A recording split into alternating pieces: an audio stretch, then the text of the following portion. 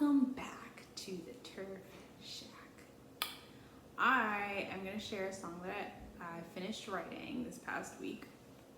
I thought I could wing it, but this is, full disclosure, my third attempt at recording this. I'm just very rusty because once my album came out, I was like, yeah, I never have to make any more videos ever again.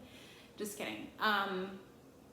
The song is called Love Is My Armor, and the parenthetical title is hymn number 8.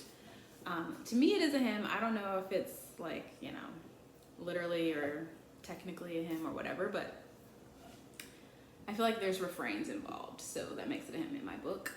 It was inspired by Romans 8, Psalm 18, when I first wrote it, and I actually sat on it for like a year. So I started this a year or more ago, but I could not finish it, and I thought to myself that perhaps it would be like a song that I would co-write or like find somebody to help me finish it or whatever, or just kind of more like, here, I made this, do you want to finish it? Like a handoff, because I don't like love co-writing. I appreciate co-writing, it's just not my favorite. Anyways, but this past week I was in Ephesians chapter 6 and also in Jude and in my feelings. Just kidding.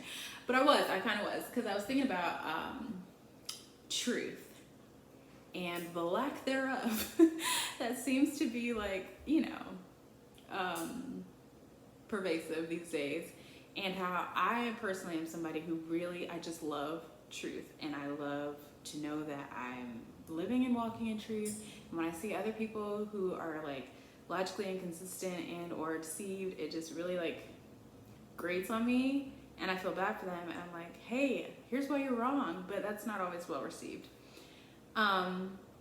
So I was like noticing that my character wasn't necessarily aligning with the way of love, and I wasn't necessarily being spiritually mature in some of the conversations I was having, and in some of my attitudes just in general. And so I was being reminded in Ephesians that we don't wrestle with flesh and blood, and that there is a whole entire realm of warfare that is happening around us, and we are not civilians. We don't get to opt out.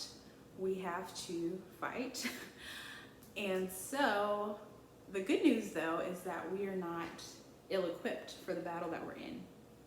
So I was going over just, the passage is Ephesians 6, verses 10 through 20. And then Jude is only one chapter long, but there's a couple of verses that talk about like keeping yourself in the love of God. And to me, it really paralleled with keeping yourself in the whole armor of God. And so I was making the connection in my mind and in my spirit about like love being the armor, even though Ephesians passage like lists out different specific things. And the very first thing that the Ephesians passage lists out is the belt of truth, because it is the foundation. Like, you can't have a successful human experience or human existence if you never come to a place where you are introduced to the truth and where you have an intimate relationship with the truth. So that's the background of this song. I will keep it super brief because otherwise I will for sure get on a philosophical / whatever, that's a good enough word. I'll get on a tangent and down some rabbit holes. So I'm gonna play a song. I hope you guys like it. It's called Love Is My Armor. The parenthetical title is hymn number 8. I don't know if it's technically a hymn, but I like to think of it as such. And it goes like this. Sorry, time out. Also, I did my nails, and I feel like they turned out really well. My coworker through Zoom was like, your nails look good, and I was like, thank you. I did not go to a place. I sat down and was patient and waited for each layer to dry. So, hollow praise. All right, here we go.